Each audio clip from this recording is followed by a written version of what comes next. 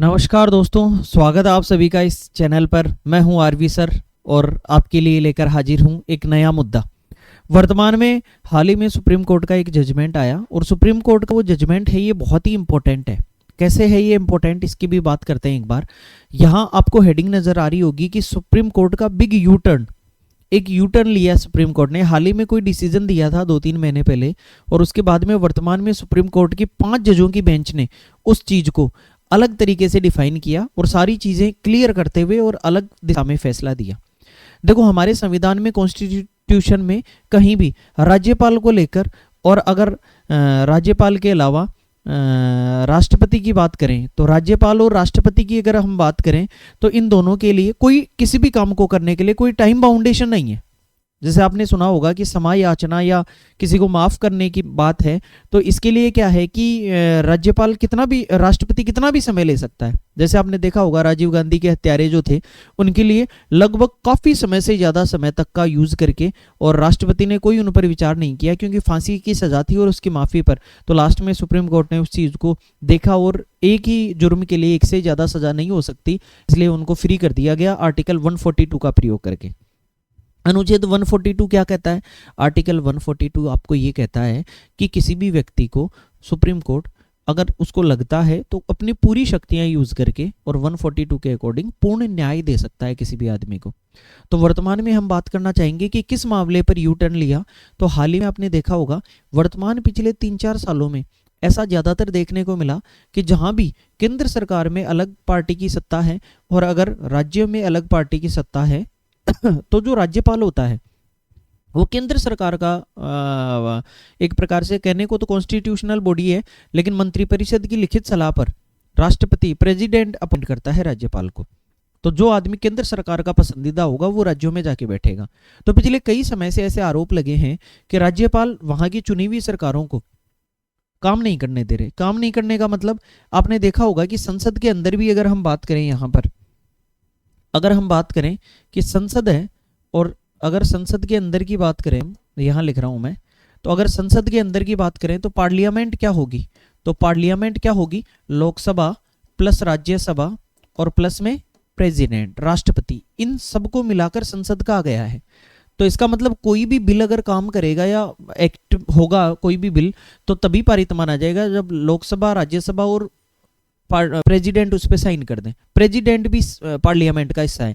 उसी प्रकार से अगर विधानसभा की बात करें तो लेजिस्लेटिव असेंबली, अगर वहां पर काउंसिल भी है, लेजिस्लेटिव काउंसिलिंग, विधान परिषद है, और प्लस में गवर्नर, अगर ये साइन करेंगे तब जाके वो कानून मान्य माना जाएगा उस स्टेट के लिए। अब जो विपक्षी सरकारें हैं, विपक्षी पार्टियों की सरकारें हैं और केंद्र में अलग आदमी है, तो वो ये कह रही हैं कि ये जो गवर्नर है ना, ये केंद्र सरकार द्वारा बैठाया हुआ आदमी है। क्यों? क्योंकि केंद्र सरकार ने किसको कहा? प्रेसिडेंट को, और प्रेसिडेंट ने इसको अपॉइंट कर दिया। तो अगर प्रेसिडेंट ने इसको अपॉइंट कर दिया तो यहाँ पर ये सरकारें ये कह रही है कि हम कोई भी बिल ला रहे हैं तो प्रेसिडेंट, ये गवर्नर जो है ना, इसको कई दिनों तक, कोई टाइम लिमिट तो है नहीं, और कई दिनों तक ये गवर्नर उस चीज को लेकर बैठा रहता है। इस प्रकार के आरोप लगाए गए और कई दिनों तक लेकर बैठे रहे, ना कोई जवाब देना। इसी प्रकार के आरोप आम आदमी पार्टी की केजरीवाल सरकार ने लगाए कि उपराज्यपाल जो दिल्ली के हैं उनके घर पर धरना दे दे के हम काम करवा के लाए, ऐसे आरोप लगाए उन्होंने। तो ऐसी कई जगह खबरें मिली। तो हाल ही में तमिलनाडु ने एक केस फाइल किया, और तमिलनाडु की सरकार ने जहां मुख्यमंत्री MK स्टालिन है, और उन्होंने केस फाइल किया कि वहां के जो राज्यपाल है RN रवि, वो काम नहीं करने दे रहे हैं। मतलब 2-2 साल से फाइलों को लेकर बैठे हैं। तो कहीं ना कहीं क्या उनके पीछे क्या मंशा है, क्या है, इसलिए उन्होंने सुप्रीम कोर्ट में केस फाइल किया। और सुप्रीम कोर्ट में केस फाइल करने के बाद में,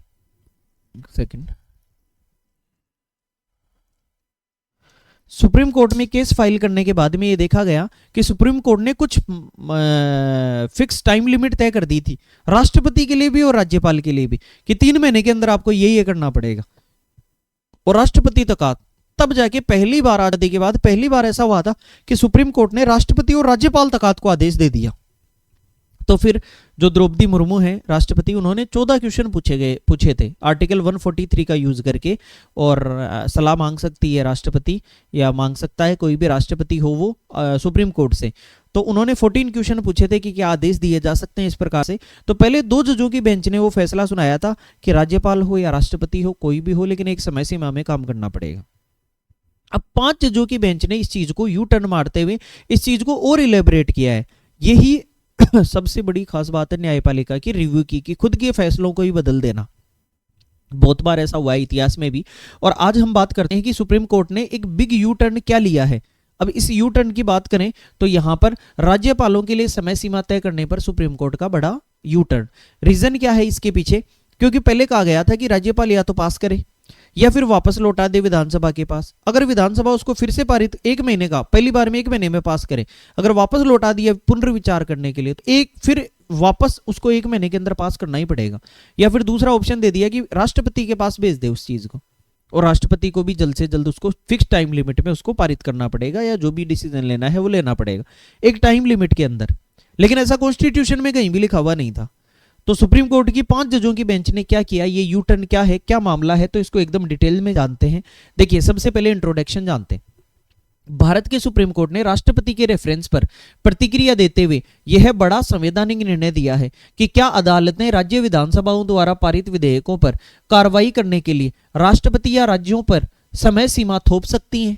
इस मामले में सुप्रीम कोर्ट ने पूरी चीजें क्लियर की हैं। बहुत शानदार जजमेंट है, ये इतिहास के पन्नों में याद रखा जाएगा हमेशा कि सुप्रीम कोर्ट ने ऐसा क्या फैसला दिया। सुप्रीम कोर्ट का जवाब, नहीं, ऐसा नहीं कर सकती। कोर्ट कभी भी थोप नहीं सकती राष्ट्रपति और राज्यपाल के ऊपर, लेकिन कुछ महत्वपूर्ण शर्तों के साथ। इसके पीछे कुछ रीजन है। यह निर्णय विधायिका, कार्यपालिका और न्यायपालिका के बीच की सीमाओं को पुनर्परिभाषित करता है, विशेष रूप से केंद्र राज्य संबंधों और राज्यपालों के आचरण के संदर्भ में। हालांकि यह मुद्दा चलाया लगे, लेकिन आगे से राज्यपाल भी इस बात का ध्यान रखेंगे कि मैटर बड़ा हो चुका है, इसलिए किसी भी चीज पर एक्शन लेना ना लेना वो तुरंत करना भी चाहिए, ये शिष्टाचार में आता है। तो कुल मिला के और सीधा सीधा जवाब तो ये दिया गया कि नहीं, थोपा नहीं जा सकता राज्यपाल और राष्ट्रपति के लिए। नेक्स्ट, और क्या है मामला, क्या था, बैकग्राउंड क्या था, कैसे ट्रिगर हुई ये सारी चीजें। तो इसके पीछे मामला ये था कि तमिलनाडु के राज्यपाल द्वारा कई केसेस में देरी की गई साइन करने के लिए। तो इसलिए 2025 की शुरुआत में तमिलनाडु ने राज्यपाल RN रवि द्वारा की जा रही बड़ी देरी की शिकायत की, इस प्रकार की कि वो देरी कर रहे हैं हर चीज में। सुप्रीम कोर्ट की 2 जजों की पीठ ने निष्क्रियता, जो भी वो वहां पर इनएक्टिविटी दिखा रहे थे, का मुकाबला करने के लिए समयबद्ध निर्देश जारी कर दिए। 2 जजों की बेंच ने समयबद्ध निर्देश भी जारी कर दिए कि इस प्रकार से होना चाहिए। ये पुराना मैटर है, उस पर तो यहां पर सुप्रीम कोर्ट का अप्रैल 2025 का फैसला, क्या फैसला दिया उन 2 जजों की बेंच ने? तो उन्होंने फैसला दिया कि एक ऐतिहासिक निर्णय में सुप्रीम कोर्ट ने राज्यपालों और राष्ट्रपति के लिए समय सीमा आधारित कार्रवाई तय कर दी। विधान जो सभा है या विधान पालिका है द्वारा पारित विधेयकों पर कार्रवाई करने के लिए 1 महीने का समय दिया गया कि 1 महीने में काम करना पड़ेगा। एक प्रकार से ऐसा देखा गया कि कहीं ना कहीं चीजें अदालत द्वारा तय की जा रही है, और उस चीज के लिए भी सुप्रीम कोर्ट ने बाकायदा इस चीज को क्लैरिफाई किया कि उस समय 2 जजों की बेंच ने अपने हिसाब से फैसला दिया, लेकिन 5 लोगों ने जब सोचा तो क्या होना चाहिए उसकी व्याख्या की है। तो 1 महीने का समय दिया गया। यदि कोई बिल वापस किया जाता है और विधानमंडल उसे पुनः पारित कर देता है तो राज्यपाल को 1 माह के भीतर मंजूरी देनी पड़ेगी। 1 महीने का समय आपको लेना है, इससे ज्यादा समय नहीं लेना। सुप्रीम कोर्ट ने हालांकि शिष्टाचार बरतते हुए कहा, बाकी सारे अधिकार तो इनके ऊपर बहस चिड़ी हुई थी। आगे, यदि कोई बिल राष्ट्रपति के पास आर्टिकल 200 और 201 के तहत आरक्षित किया जाता है तो राष्ट्रपति को 3 महीने के भीतर निर्णय लेना होगा। मतलब एक प्रकार से इस प्रकार की चीज देखी गई कि देश का फर्स्ट नागरिक ही प्रेसिडेंट है, राष्ट्रपति है, और उसको भी आदेश दे दिया कि आपको 3 महीने में काम करना पड़ेगा। बात तो अपनी जगह सही है कि कर देना चाहिए, लेकिन ये इस प्रकार से न्यायपालिका और फिर तो इनमें टकराव हो जाएगा, कार्यपालिका में, विधानसभा में, इनमें तो विधायिका में। तो कुल मिला के हम कह सकते हैं कि राष्ट्रपति के लिए 3 महीने का टाइम दे दिया। इसके अतिरिक्त सुप्रीम कोर्ट ने आर्टिकल 142 के तहत, अभी आर्टिकल 142 मैंने डिटेल में बताया, पूर्ण न्याय का प्रयोग, अपने विवेक को काम में लेके सुप्रीम कोर्ट कोई भी डिसीजन दे सकता है, इसे आर्टिकल 142 कहते हैं के तहत। मतलब अगर कोई भी आदेश दे सकता है 142 के तहत, ये ताकत दी गई है सुप्रीम कोर्ट को। आभासी स्वीकृति मतलब डीम्ड असेंट की अवधारणा पेश की है। मतलब एक प्रकार से अगर आप ऐसा नहीं करते हैं तो फिर 3 महीने बाद राष्ट्रपति अगर जवाब नहीं देते हैं तो उसको ऑटोमेटिकली स्वीकृत मान लिया जाएगा, और 1 महीने बाद अगर राज्यपाल सहमति नहीं देते हैं तो 1 महीने बाद डीम्ड असेंट मान लिया जाएगा। लेकिन ऐसा कहा गया था उस समय, दो जजों की बेंच ने अप्रैल 2025 के अंदर अवधारणा पेश की, जिसके तहत यदि कोई कार्रवाई नहीं होती है तो स्वीकृति मानी जाएगी। थोड़ा हार्ड हो गए थे ये दोनों जजेज, और होना भी चाहिए कुछ मामलों में, लेकिन अब क्या आया है, तो अब देखिए जैसे ही ये फैसला दिया था इन जजों ने, तो जो देश के राष्ट्रपति हैं, राष्ट्रपति मुर्मू ने विधेयकों को मंजूरी देने के समय सीमा पर सुप्रीम कोर्ट से पूछे थे 14 प्रश्न। ये देखिए राष्ट्रपति द्रौपदी मुर्मू जी हैं, और इन्होंने 14 क्वेश्चन पूछे थे। राष्ट्रपति मुर्मू ने संविधान के आर्टिकल 143(1) का उपयोग करते हुए महत्वपूर्ण प्रश्नों पर सुप्रीम कोर्ट से राय मांगी है। अब क्या राय मांगी थी, जैसे ही अप्रैल में ये डिसीजन आया तो किस किस चीज के मामले में राय मांगी थी, एक बार उन पर बात कर लेते हैं। मई 2025 में, देखो अप्रैल में फैसला आया, मई 2025 में राष्ट्रपति द्रौपदी मुर्मू ने आर्टिकल इसका उपयोग करते हुए सुप्रीम कोर्ट को 14 संवैधानिक प्रश्न भेजे। अब क्या क्या क्वेश्चन भेजे थे उनकी भी बात करेंगे। ये प्रश्न राज्य विधेयकों पर स्वीकृति देते समय राज्यपालों, आर्टिकल 200, देखो ऐसे बातों में अगर आर्टिकल याद करते हैं ना तभी याद होते हैं। आर्टिकल 200 राज्यपाल से रिलेटेड है, और 201 राष्ट्रपति को आरक्षित किए जाते हैं उनसे रिलेटेड, और राष्ट्रपति आर्टिकल 201 की शक्तियों से संबंधित थे। अब क्या क्वेश्चन, एक बार उन क्वेश्चन पर भी नजर डालेंगे। ये प्रश्न उस 2 न्यायाधीशीय पीठ के फैसले के बाद उठे तमिलनाडु विधेयक मामले में, जिसमें राज्यपालों के लिए समय सीमा सुझाई गई थी और देरी होने पर डीम्ड असेंट का संकेत दिया गया था कि अगर देरी हो गई तो स्वतः स्वीकृति मान ली जाएगी। ये थोड़ा काफी ज्यादा ही हार्ड डिसीजन था, लेकिन सबके अपने अपने, हर चीज की अपनी अपनी परिभाषा होती है। इससे संस्थागत तनाव उत्पन्न हुआ। भाई राष्ट्रपति के पास इतना मान लो समय नहीं हो और 3 महीने में नहीं कर पाए, और ऑटोमेटिकली अगर आपने मान लिया तो उस पद की गरिमा खत्म होती है। इस प्रकार की बात मानी गई। कई राज्यों ने राज्यपालों पर विधेयकों में देरी का आरोप लगाया। तो इससे क्या हुआ, जो विपक्षी सरकारें थी वो जैसे ही फैसला आया उससे विपक्षी सरकारें बहुत खुश हो गई कि अब हमारा काम बन गया, जो राज्यपाल हमारे बीच में समस्या उत्पन्न करते थे वो समस्या दूर हो गई। लेकिन कहीं ना कहीं राज्यपाल से कोऑपरेट करके ही काम करना चाहिए, तो विपक्षी सरकारें खुश थी। लेकिन उसके बाद राष्ट्रपति जी ने ये सारे क्वेश्चन पूछे, जबकि केंद्र ने तर्क दिया कि अदालतों को संवैधानिक विवेकाधिकार में हस्तक्षेप नहीं करना चाहिए, इंटरफेयर नहीं करना चाहिए न्यायपालिका को। ये संवैधानिक विवेकाधिकार है, संविधान में भी कहीं नहीं लिखा हुआ है, ऐसी बातें की गई। और ये कुल मिला के सवाल किए गए। क्या राष्ट्रपति ने इन विषयों पर स्पष्टता मांगी, किन किन विषयों पर, टाइमलाइन, समय सीमा पर, क्या आपने समय सीमा तय कर दी, क्या आप ऐसा कर सकते हैं। विवेकाधिकार की सीमा, कि आपने विवेक के अधिकार को सीमा में रख दिया किसी भी आदमी को, तो इस पर न्यायिक समीक्षा, जुडिशियल रिव्यू कर सकते हैं आप, इसको न्यायपालिका के अंडर में ले सकते हैं किसी मामले को। आभासी स्वीकृति की वैधता, देखो सबसे बड़ा जो पॉइंट था ना वो यही था, आभासी स्वीकृति। मतलब हम ये कह सकते हैं कि आभासी स्वीकृति का मतलब क्या हुआ, आभासी स्वीकृति का मतलब अगर आपने कोई डिसीजन नहीं लिया तो ऑटोमेटिकली मान लिया जाए। तो ये कहीं ना कहीं क्वेश्चन मार्क ज्यादा बड़ा लगा, इस बात ने सबसे ज्यादा ठेस पहुंचाई है कि ऑटोमेटिकली मान लिया जाएगा। जैसे कोई भी सरकारी कर्मचारी 48 घंटे से ज्यादा अगर हिरासत में रह जाता है तो उसे ऑटोमेटिकली सस्पेंशन में मान लिया जाता है, डीम्ड सस्पेंशन। उसी प्रकार से ये कह दिया कि डीम्ड, तो यहां पर तो बहुत ऊंचे पद पर बैठे हुए लोगों के लिए ऐसी बातें हो गई। और फिर ये कह दिया कि आर्टिकल 142 का उपयोग आप कहां कहां कर सकते हैं ये भी बताओ। आप तो हर जगह करने लग गए। आर्टिकल 142 क्या था, 142, सुप्रीम कोर्ट पूर्ण न्याय दे सकता है किसी को भी। और आर्टिकल 361 के तहत प्रतिरक्षा इम्यूनिटी, इसके बारे में पूछ लिया क्वेश्चन। और क्या क्या पूछा, और पूछा क्वेश्चन, और पूछा राष्ट्रपति के पास विधेयक भेजने की प्रक्रिया, इसके बारे में बता दो। फिर अगर राष्ट्रपति के पास विधेयक भेजने लग गए तो उसके लिए भी 3 महीने आपने तय कर दिए। तो ये सारे क्वेश्चन द्रौपदी मुर्मू जी ने पूछे। और क्या पूछा, तो यहां क्या हुआ कि फिर जब ये सारे क्वेश्चन पूछे गए ना, तो राष्ट्रपति द्वारा पूछे गए क्वेश्चन पर सुप्रीम कोर्ट को संज्ञान लेना पड़ता है। राय देने के लिए बाध्य नहीं है सुप्रीम कोर्ट, अगर नहीं राय दे तो भी कोई कुछ नहीं बिगाड़ सकता। लेकिन सुप्रीम कोर्ट ने क्या किया, BR गवई जो वर्तमान में सुप्रीम कोर्ट के चीफ जस्टिस है, chief justice of India CJI, इन्होंने 5 जजों की एक बेंच बैठा दी। क्योंकि पहले 2 जजों की थी, तो अब ज्यादा जज बैठेंगे तो वो फैसला मान्य होगा। तो 5 जजों की बेंच बैठाई और CJI BR गवई की अध्यक्षता में ये ओपिनियन लाया और उन्होंने कुछ डिसीजन दिए। और उन्होंने डिसीजन दिए, इनके बारे में कहा कि हम थोप नहीं सकते, और अपने ही मामले पर यू टर्न लिया अदालत ने। अदालत द्वारा थोपे गए समय सीमा नहीं, मतलब टाइमलाइन अदालत नहीं थोप सकती। टाइमलाइन तो सबसे पहली बात क्लियर कर दी, 1 महीने 3 महीने सब खारिज हो गया। अदालतें राज्यपाल या राष्ट्रपति के लिए किसी विधेयक पर कार्रवाई करने हेतु कठोर या फिर सार्वभौमिक दिनों की संख्या निर्धारित नहीं कर सकती। ये बहुत शानदार फैसला दिया है 5 जजों की बेंच ने कि राष्ट्रपति कितना भी समय ले सकता है।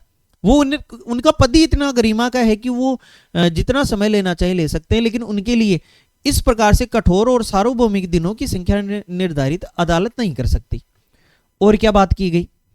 और बात की गई कि इसमें शामिल निम्न निर्णय, जैसे स्वीकृति देना, मतलब स्वीकृति देना, दे या ना दे, ऑटोमेटिकली थोड़ी होगा, स्वीकृति रोकना ये चीज।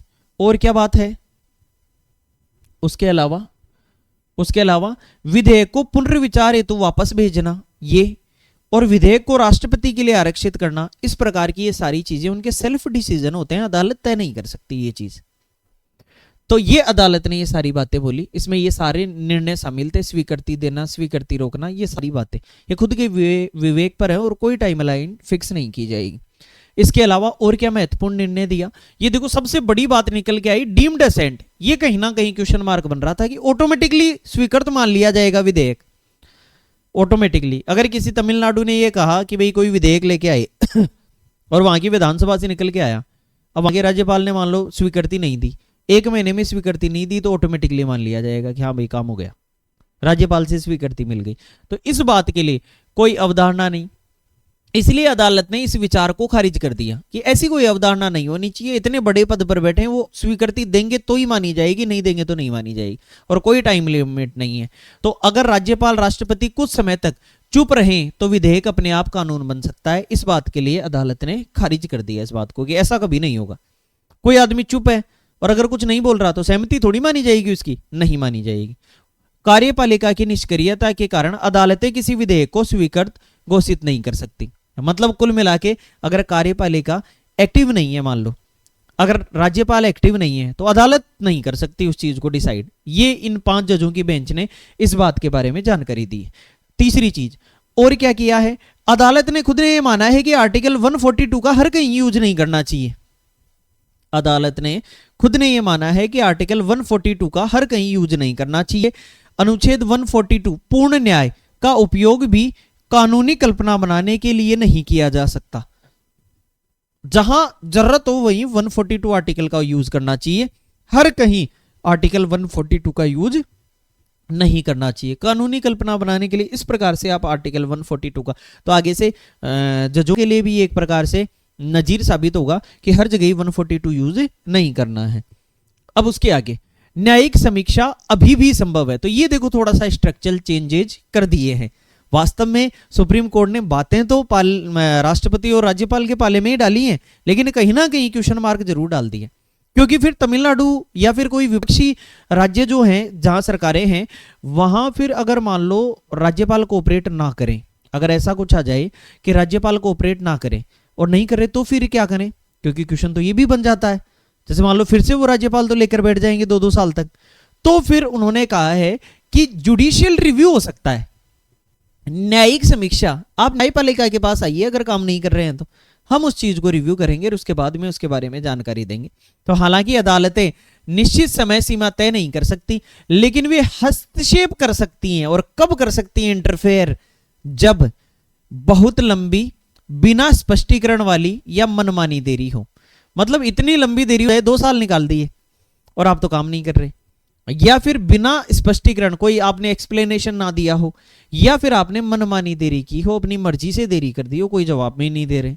तो किसी भी विधेयक के लिए अगर ऐसा कर रहे हो तो आप न्यायपालिका के पास आ सकते हो। ये बहुत बेहतरीन। इससे क्या होगा कि राज्यपाल भी अपनी लगाम में बंधे हुए रहेंगे कि कल को अगर वो राज्य अगर कोर्ट में चला गया तो कोर्ट फिर उस चीज को रिव्यू कर सकती है अलग से। ये अलग चीज निकल के आई इस बार। इसके अलावा देरी दुर्भावनापूर्ण या राजनीतिक रूप से प्रेरित लगे, अगर ऐसा लगे कि देरी कोई दुर्भावनापूर्ण या राजनीतिक रूप से प्रेरित लगे तो भी आप अदालत के पास आ सकते हो। इसके अलावा और क्या क्या कहा गया है? इसके अलावा और बोला गया कि राज्यपाल राष्ट्रपति की इनएक्टिवनेस विधायी प्रक्रिया को ठप कर दे। अगर ऐसा लगे कि ये राज्यपाल और राष्ट्रपति की इनएक्टिवनेस, मतलब एक्टिव नहीं है ये लोग और इन्होंने विधायी प्रक्रिया को ही, हमारी पूरी लेजिस्लेटिव प्रोसेस को ही ठप कर दे, काम हो ही नहीं पा रहा राज्यपाल की वजह से, आ ही नहीं रहे राज्यपाल, कोई काम नहीं कर रहे, तो इन्होंने एकदम, सुप्रीम कोर्ट किसी मामले को सुनता तो है लेकिन बाल के खाल निकाल के छोड़ता है, पावर इन्हें पूरी दे दी, लेकिन अंतिम रिव्यू करने का अधिकार खुद के पास ही रख लिया कि रिव्यू तो किया जा सकता है। बात भी अपनी जगह सही है कि अगर इस प्रकार का मामला हुआ तो आप हमारे पास आ सकते हो। इस प्रकार यह निर्णय संवैधानिक विवेकाधिकार को बनाए रखता है और सत्ता के दुरुपयोग को रोकता है। बहुत शानदार, सत्ता के दुरुपयोग को भी रोकेगा। और जो संवैधानिक विवेकाधिकार है, भाई विवेक का अधिकार है तो टाइम लिमिट हम तय नहीं कर रहे, राष्ट्रपति अपनी जाने, राज्यपाल अपनी जाने, जितना समय लेना है उतना लो। लेकिन ये चीज हमें दिख गई कि आप मनमानी देरी कर रहे हो, बिना एक्सप्लेनेशन के देरी कर रहे हो और बहुत लंबे समय तक देरी कर रहे हो। अगर इस प्रकार की कंडीशन बनती है तो फिर जुडिशियल रिव्यू हो सकता है उस चीज का। कोर्ट में अगर आएगा कोई आदमी तो उस पर सुनवाई होगी। इस प्रकार की बात यहां की जा रही है। नेक्स्ट अगला, यहां पर आर्टिकल 200 जो गवर्नर के बारे में है और आर्टिकल 201 जो राष्ट्रपति के प्रेसिडेंट के बारे में है। तो ये जो कॉन्स्टिट्यूशन संवैधानिक आधार है उनके बारे में भी यहां चर्चा की गई कि राज्यपाल निम्न कार्य कर सकते हैं: स्वीकृति देना, स्वीकृति रोकना, विधेयक को पुनर्विचार के लिए वापस भेजना, मनी बिल को छोड़कर। मनी बिल को वापस, देखो यहीं से क्वेश्चन बन जाता है, मनी बिल को छोड़कर विधेयक को पुनर्विचार के लिए वापस भेजना, विधेयक को राष्ट्रपति के लिए आरक्षित करना। इस प्रकार की कुछ चीजें हैं, ये यहां पर फिक्स हैं। तो संविधान में कोई स्पष्ट समय सीमा निर्धारित नहीं की गई है। जब संविधान बनाने का काम किसका था? संविधान सभा का। आज उसमें चेंजमेंट करने का काम किसका है? संसद का। तो न्यायपालिका ने यह कहा कि हम बीच में क्यों आए, हम जबरदस्ती टाइम लिमिट क्यों डालें? अगर हमें कहीं दिक्कत लगेगी तो हम उस खास फैसले को, मामले को सुनेंगे कि यहां दिक्कत है या नहीं है। ओवरऑल हम, वो काम संसद का है, हम ये काम क्यों करें? तो संविधान में ही जब समय सीमा स्पष्ट नहीं है तो हम समय सीमा नहीं डालेंगे, वो संसद का काम है, संसद जो चाहे वो कर सकती है आने वाले समय में। तो कुल मिला के ऐसा मामला यहां देखने को मिला। इसके अलावा जिस प्रकार से 200 में राज्यपाल को अधिकार है, वैसे ही राष्ट्रपति को कुछ अधिकार हैं। आर्टिकल 201 में क्या है? जब कोई विधेयक आरक्षित किया जाता है तब राष्ट्रपति क्या क्या कर सकते हैं। आरक्षित यानी राज्यपाल ने राष्ट्रपति के पास भेजा, तो फिर राष्ट्रपति क्या क्या कर सकते हैं? तो राष्ट्रपति उसको स्वीकृत कर सकते हैं, रोक सकते हैं, पुनर्विचार, दोबारा विचार करने के लिए वापस भेज सकते हैं कि दोबारा विचार कर लो एक बार। और यहां भी कोई समय सीमा निर्धारित नहीं है, कोई भी समय सीमा निर्धारित नहीं है। इसलिए सुप्रीम कोर्ट ने यह बहुत अच्छा फैसला दिया कि हम समय सीमा निर्धारित नहीं करेंगे। आर्टिकल 142 का प्रयोग हर कहीं सही नहीं है। उसके अलावा क्या बोला गया? सेपरेशन ऑफ पावर्स का भी ध्यान रखना चाहिए। हमें पता है कि 3 हमारे स्तंभ है, कार्यपालिका, न्यायपालिका और विधायिका। तो न्यायपालिका अपना काम करे, जो कार्यपालिका है वो अपना काम करे और विधायिका अपना काम करे। तो इसलिए सेपरेशन ऑफ पावर्स जो है वो ही सही रहने चाहिए। अगर यही आपस में झगड़ने लग गए तो फिर ठप हो जाएगा सारा काम। इसके अलावा संविधान कार्यपालिका, राज्यपाल, राष्ट्रपति को विवेकाधिकार प्रदान करता है। जब संविधान ही उन्हें इतनी पावर दे रहा है तो फिर हम कुछ नहीं कह रहे, हम केवल जिस मामले में कमी लगेगी, मामले में देरी, बहुत लंबी देरी, मनमानी देरी, अस्पष्टीकरण वाली देरी, इस प्रकार से या दुर्भावना लगेगी, उसका हम रिव्यू करेंगे। बाकी और जो संविधान ने दे रखा है वो बना रहेगा। न्यायपालिका संविधान निर्माताओं द्वारा न दिए गए समय सीमा जोड़कर संविधान को पुनर्लेखित नहीं कर सकती। बहुत शानदार, ये बात जो मैं बार बार आपको दोहरा रहा हूं, ये उन्होंने अपने जजमेंट में कह दिया। अपने जजमेंट में सुप्रीम कोर्ट की 5 जजों की बेंच ने यह कह दिया कि न्यायपालिका, जब संविधान निर्माताओं ने ही समय सीमा नहीं दी है तो फिर हम इस चीज को जोड़ के कोई अलग से लाइन नहीं खींचना चाहते कि ऐसा करें, हम नहीं कर सकते ऐसा।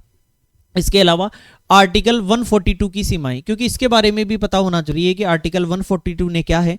तो अदालत ने यह भी स्पष्ट किया है कि 142 अदालत ने स्पष्ट किया, अनुच्छेद 142 का उपयोग संवैधानिक ढांचे को बदलने के लिए नहीं किया जा सकता। आप तो संविधान ही बदल रहे हैं, राष्ट्रपति के लिए समय सीमा लगा रहे हैं। मुझे ऐसा लग रहा है कि इसमें थोड़ी सी जल्दबाजी हो गई इस मैटर में, वरना और 2 जजों की बेंच ने ऐसा फैसला सुना दिया। लेकिन खैर समय समय की बात है, तो सुप्रीम कोर्ट ने अपना ही आदेश रिव्यू किया अपने ही जजों का, और 5 जजों की बेंच ने उस फैसले को ही बदल दिया कुछ शर्तों के साथ। सीधा नहीं बदला, कुछ शर्तों के साथ। तो उन्होंने कहा कि 142 का उपयोग संवैधानिक ढांचे को बदलने के लिए मत करो। आने वाले समय में ये सवाल पूछे जाएंगे। संवैधानिक ढांचे को बदलने के लिए आर्टिकल 142 यूज नहीं कर सकते।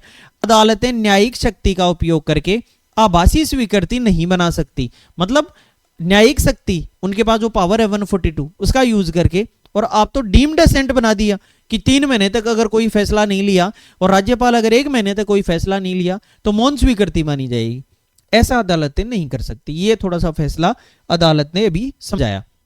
इसके अलावा क्या है, तो रीजनेबल टाइम क्या है, उचित समय।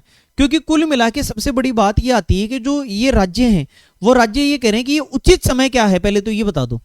उचित समय यानी भाई राज्यपाल और राष्ट्रपति किसी भी विधेयक को उचित समय में पास करे, तो ये उचित समय क्या है, टाइम तो बताओ, 5 दिन 10 दिन महीना 2 महीना कुछ तो फिक्स करो, या विवेकाधिकार दे दिया इनको। तो उचित समय के बारे में अभी क्लियरली तो कोई बात नहीं हुई है, लेकिन कोर्ट ने ये कहा है कि रिव्यू कर सकते हैं हम। तो इसलिए उचित समय कौन सा है ये तो बता दो जरा सर, कितने दिन में बिल पास करोगे। तो समय सीमा तय करने के बजाय कोर्ट ने एक उचितता ढांचा, रीजनेबल फ्रेमवर्क पेश किया, जो निम्न कारकों पर निर्भर करेगा कि कैसे कारक है और हर प्रकार की चीजें। देखो, विधेयक की प्रकृति साधारण या राजनीतिक रूप से संवेदनशील है, हितधारकों पर प्रभाव कितना पड़ रहा है, भाई कोई किसी के लिए कोई रिजर्वेशन का बिल है या कितने लोगों से जुड़ा हुआ मामला है ये क्या विधेयक राष्ट्रपति के लिए आरक्षित किया गया था, क्या देरी के कारण दस्तावेज और संप्रेषित किए गए, क्योंकि क्या देरी हुई तो क्या सरकार ने राज्यपाल को कोई लेटर लिखा कि साहब इस मामले को जल्दी कर दो, ऐसा किया गया है, या पूर्व मिसालें और संवैधानिक परंपराएं। इन सारी चीजों को देखकर सुप्रीम कोर्ट ने कहा कि इनके हिसाब से फैसले लिए जाएं। अगर आप कोर्ट में आते हो तो हम आपसे ये पूछेंगे कि आपने देरी के कारण कितनी बार और कोशिश की बात करने की, कम्युनिकेशन करने की, इस प्रकार की बातें हमसे पूछेंगे। और यहां कहा गया है कि हर मामला अपने विशिष्ट तथ्यों के आधार पर तय किया जाएगा। मतलब ईच जो केस होगा ना will be decided on it's specific facts. Each case के अलग फैक्ट होंगे, उसमें कितनी बार बात की गई, कितनी बार चीजों को देखा गया, राज्यपाल ने क्या देरी की, और फिर यह तय किया जाएगा कि मामले में क्या करना चाहिए, और न्यायपालिका फिर जुडिशियल रिव्यू कर सकती है। तो कुल मिला के दोस्तों ये था न्यायपालिका का एक बेहतरीन फैसला, जिसमें खुद के पहले के फैसले को 4-5 महीने पहले के फैसले को ही न्यायपालिका पलटती हुई नजर आई। फिर देखिए अप्रैल के अंदर मामला जाता है और अप्रैल के अंदर जजमेंट सुनाया जाता है 2 जजों की बेंच ने, क्या कि राज्यपाल हो तो वो 1 महीने में स्वीकृति दे या फिर पुनर्विचार के लिए भेजे, अगर वापस विधायिका उसको पास करके भेजती है तो 1 महीने में पास करना पड़ेगा, या फिर राष्ट्रपति के पास भेज दो। अगर राष्ट्रपति के पास भेज दिया तो राष्ट्रपति 3 महीने में फैसला लेगा, अगर नहीं लेगा तो मौन स्वीकृति मानी जाएगी। यहीं से पता लग रहा है कि इसका मतलब सुप्रीम पदों पर बैठे हुए लोग हैं उनको भी शिकंजे में ले लिया था न्यायपालिका ने आर्टिकल 142 का प्रयोग करके। लेकिन आर्टिकल 142 का इतना भी प्रयोग नहीं करना है, यहां सुप्रीम कोर्ट की 5 जजों की बेंच ने ऐसा कह दिया। तो अप्रैल में यह फैसला आया।